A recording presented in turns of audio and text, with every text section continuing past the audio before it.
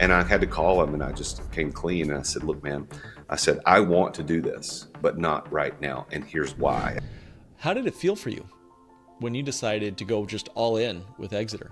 What was it about that internally for you? Well, it was freeing. I can tell you, I had a friend of mine who came. He actually spoke at one of the events I held last year. He's a very, very successful entrepreneur here in the Nashville area, and he had recently gotten into another business venture that was doing really well for him, and he talked to me about it, and just in not trying to induce me to come with him, but told me about it, and I said, this is something I want to do too.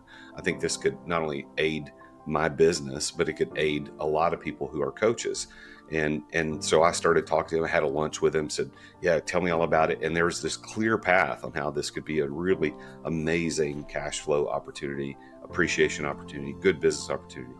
Well, I started that conversation before I made the decision to focus. So I'd started the conversation with him. And then when I made the decision to focus, he had texted me back and said, hey, what's the status? We need to get together and kind of get this thing going.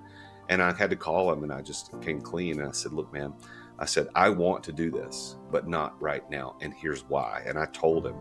And rather than being upset at me, because it would helped him had I done what I was going to do. But rather than being upset at me, he said, man, I commend you.